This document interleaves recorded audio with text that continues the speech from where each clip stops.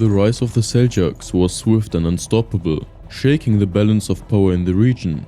Alarmed by their growing dominance, Sultan Mawlud of Ghazni, Arslan Khan of the Karakhanids, and Abu Kalijar of the Buwayhids formed a formidable alliance to destroy them. The declaration of war from three sides loomed large, but Sultan Tughrul Bey remained resolute. He dispatched his half-brother Ibrahim Minal to secure the western front.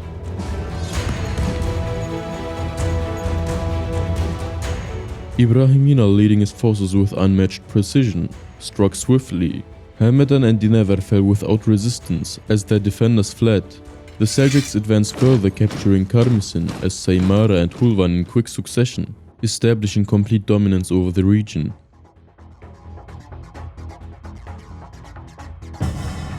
Abu Kalijar, unable to counter the Seljuk advance, gathered his army and marched to meet them.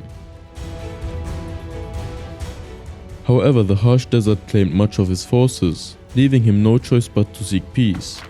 Tughrul Bey accepted the offer, instructing Ibrahim Minal to fortify his new conquests. With the west secured, the Seljuks turned their attention to the east.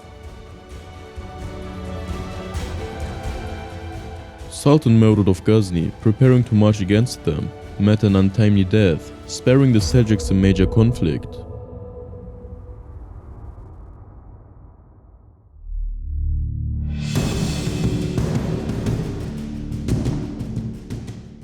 Meanwhile, Arslan Khan crossed the Ceyhun River after devastating Termez, aiming to reclaim Balkh and Taghistan.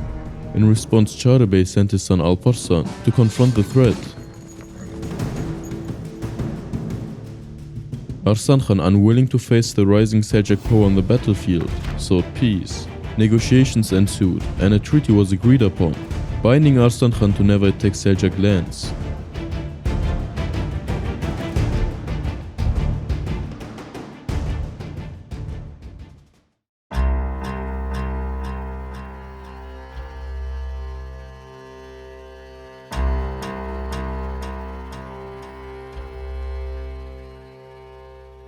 One of the most important issues that troubled the Seljuk state since its foundation was the migration of the nomadic Oguzes. These nomadic Turkmens, who acted independently within the borders of the Seljuk state and in Muslim countries, under the rule of their own tribe base, often didn't recognize the Seljuk Sultan or were subject to him with weak feudal ties, but they invaded Islamic lands in order to find a homeland and feed their flocks. They fought with the local population and eventually led to plunder and slaughter.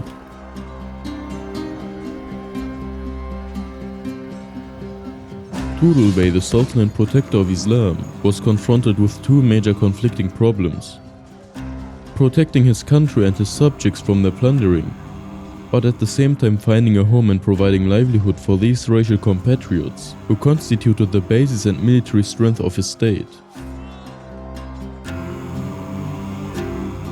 Islamic rulers and authors who were unfamiliar with the Turkish state mentality and nomadic feudalism did not realize at first that they were doing an injustice by attributing the responsibility for the invasions and plunder to Tughrul Bey.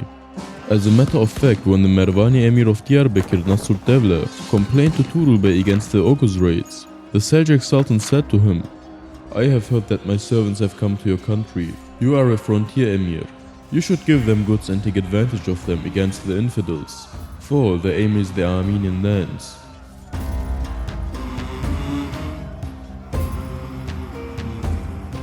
With his letter in reply, he both protected these rebellious compatriots from afar, think of the local Muslim people, and showed the necessity of the conquest of Anatolia.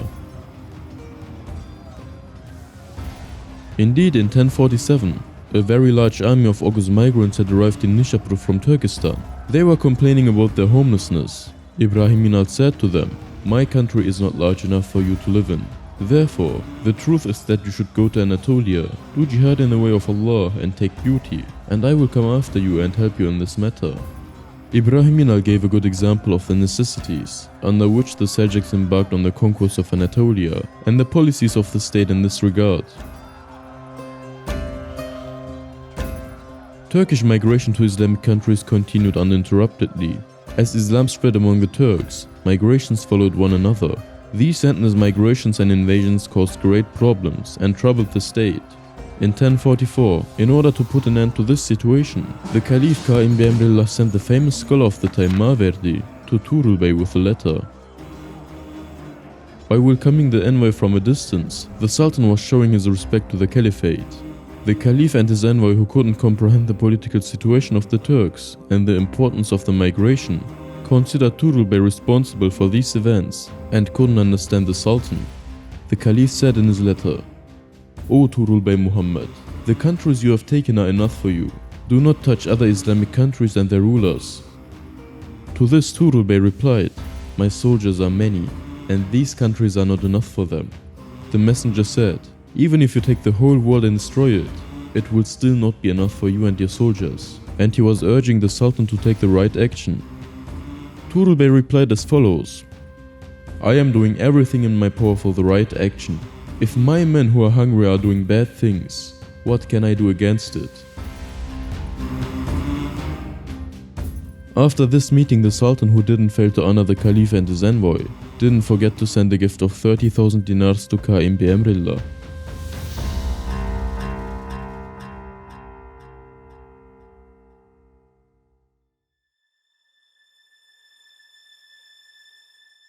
The mighty Byzantine Emperor Basil II, with the policy of securing the eastern frontiers and expanding towards the Islamic countries, abolished the small Armenian kingdoms and principalities, transferred a significant Armenian population to central Anatolia and Sivas, and extended the Byzantine borders to Azerbaijan and the Caucasus. This situation made the Seljuks and the Byzantines neighbors and comparators. Emperor Constantine continued the same policy and took action against the Oghuz raids, and in the autumn of 1045 he sent an army under the command of Georgian Prince Liparit towards the city of Dubail, the center of the Shaddadids.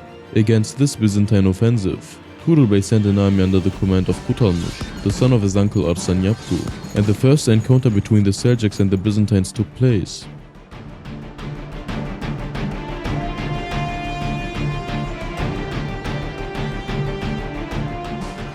In the autumn of 1045, Kutalmush defeated the Byzantine army consisting of Georgians, Armenians and Greeks.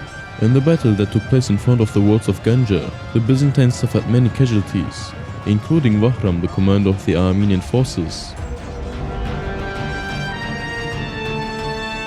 After this victory, Kutalmush advanced along the Aras river and informed Tughrul Bey. He said, "These regions are rich and the Romans are as cowardly as women, and therefore can be easily conquered."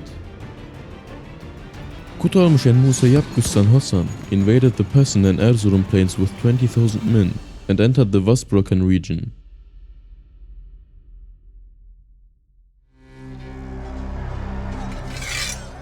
However, Hassan Bey was pursued by the Byzantines and was ambushed on the stronger water, and many Turks, especially Hassan Bey, were murdered. While this defeat was taking place, Kutalmush was paused with the siege of Ganja. The defeat and death of Hassan, the son of Inanç Yapgu, one of the great Seljuk Beys, caused great sorrow to Tughrul Bey, and he appointed Ibrahim Yunal, who had made extensive conquests along the Tigris, to lead an Anatolian expedition against eastern Rome. In 1047, Ibrahim Yunal dispatched a large number of Turkmen people who had come to Nishapur from Turkestan and were looking for a homeland to Anatolia, and then, according to his promise, he himself mobilized with a large army from behind. The Turks marched on the city of Erzan.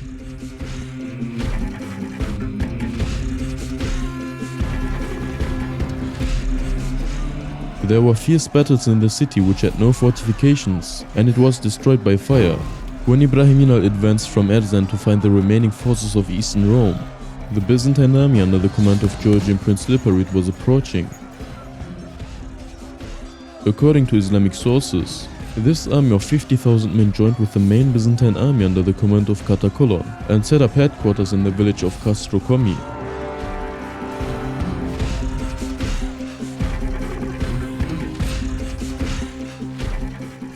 The Romans offered to attack before the Turks assembled, but Liparit, who considered Saturday as an inauspicious day, refused. Therefore Ibrahim Yunal formed a line and attacked on Saturday. The Byzantine forces and the Byzantine generals Katakolon Kekavmenos and Aaronios commanded two wings. The Byzantine center was given to the Georgian and allied forces, and the commander of the center was the Georgian Prince Liparit IV. The fighting began with the Seljuk light cavalry attacking on all fronts and engaging in fierce close combat.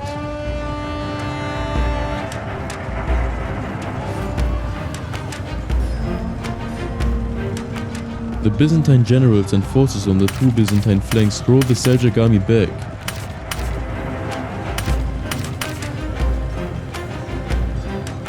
However, in the center, the army of Ibrahiminal defeated the Georgians and captured their commander Liparit IV. The news of the collapse of the center of the Byzantines and the capture of the commander Liparit IV didn't reach the two Byzantine wings and the commanders. The Byzantine forces continued to advance against the Seljuk resistance at night.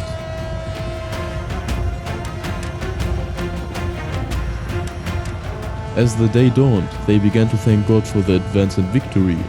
But just in the meantime, the news of the collapse of the Byzantine center and the defeat and capture of Liparit reached them. As if this wasn't enough, they realized that the night battle they had fought was against the Seljuk rearguard, and that Ibrahiminal Bey's main army had retreated with very few casualties, together with the spoils and prisoners they had taken from the battlefield, without letting their enemies know.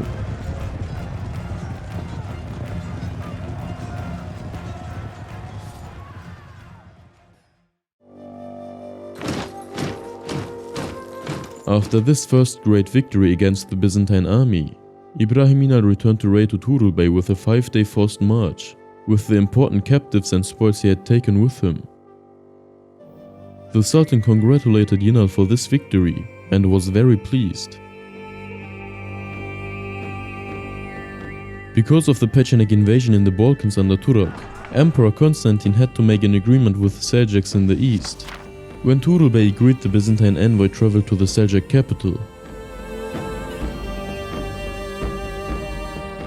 Sources report that the emperor sent gifts of unprecedented value and quantity, along with Liparit's ransom, and Ibn al-Athir, Dhahabi and Abul Faraj even report the number and type of these gifts: 1,000 balls of silk cloth, 500 kinds of heavy clothes, 500 horses and mules, 300 Egyptian donkeys, 1,000 oxen and hair goats, 100 silver vessels, 200,000 dinars. The Sultan accepted the Byzantine envoy and returned Liparit to the emperor without any ransom.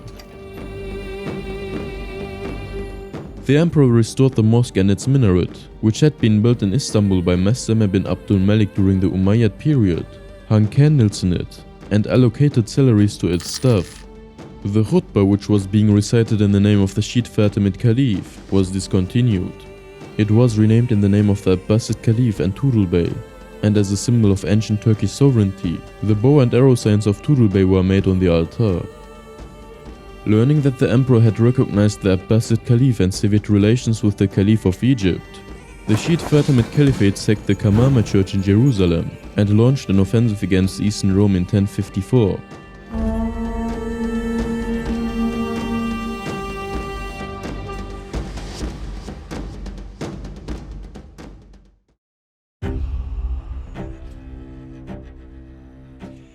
As Tughrul Bey's power spread and the Seljuk state expanded, the unrest of the Shiite Buwayhis ruling Baghdad increased, and the Sunnite-Shiite struggle intensified.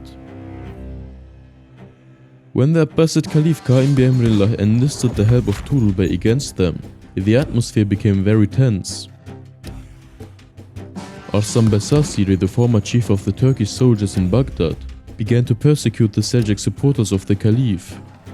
He had even entered into relations with the Fatimid Caliph ruling in Egypt and Syria, who was trying to overthrow the Sunnite Islamic order and to abolish the Abbasid Caliphate.